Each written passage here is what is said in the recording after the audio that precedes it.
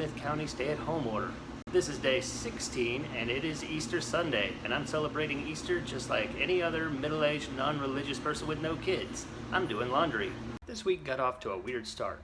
My wife and I were woken up at 7 a.m. this morning because of a tornado warning. East Texas gets tornadoes every spring, so it's not that unusual for us. This time we had 80-mile-per-hour winds and golf ball size hail being reported. Fortunately, I haven't seen any of that here. It's now day 17. The college I work for is just a few blocks away from the hospitals, so the dorms here are going to be used to house first responders during the crisis. The dorms are currently being prepared for the arrival of first responders. I've seen 4 different groups of people here. First are students. They have to move out before first responders can move in, so they've come to get their things. The second group is from a company called ABM. ABM is who the college has hired to disinfect all the surfaces. The third group is the college staff. That includes campus security like me and the front desk receptionist.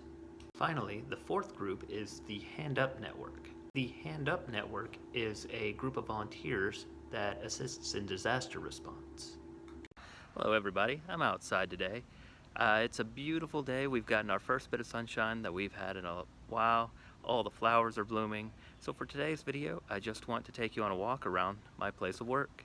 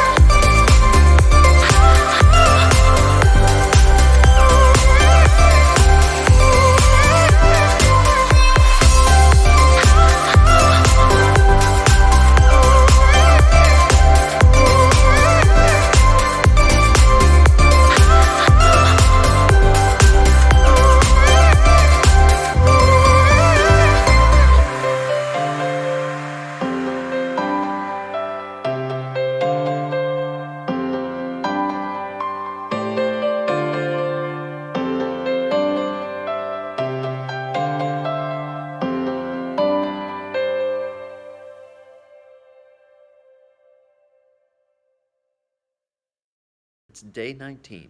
Today I want to elaborate a little bit on what the college I work at is doing with their dorms. The dorms here are separated into 2 buildings, buildings A and B. Building B is where the first responders will be staying for the most part. The campus is very close to the hospital and provides first responders a location to stay between shifts or to stay at overnight if they don't want to expose their family at home to the virus. Nobody can enter the building without passing a temperature check. First responders are checked in one person per room and are kept as isolated as possible. They won't be allowed to congregate in the lobbies. One of the first responders does start showing symptoms. That's when Building A comes into play. Building A is going to be used to quarantine first responders that have contracted COVID-19 for 14 days. As of yesterday, some Smith County residents started receiving their stimulus checks. My wife and I received ours this morning. For most people, this will be $1,200 per person. It's $2,400 if you filed your taxes jointly, and it'll be an additional $500 for each dependent child. The academic journal Science published an article that details several possible scenarios occurring through 2025. According to the article, once the virus is established, there's likely to be seasonal winter outbreaks. How bad these outbreaks will be will largely depend on how long a person is immune after recovering from the virus. If the virus becomes established during the autumn, or if it is not subject to summertime decline, the initial pandemic is likely to be much worse. If the virus is seasonal, then intermittent social distancing requirements may be enough to prevent the virus from exceeding our healthcare's capacity. However, widespread surveillance will be needed to time it right. In the absence of a vaccine or other interventions, stay-at-home orders and other social distancing requirements may need to continue into 2022. This will likely create a large economic and social burden on many Americans. Interventions are being prioritized, but a vaccine is still estimated to be about a year and a half away. It's now day 21, and we've successfully made it through the third week of the Smith County stay-at-home order. As you can see, something's different.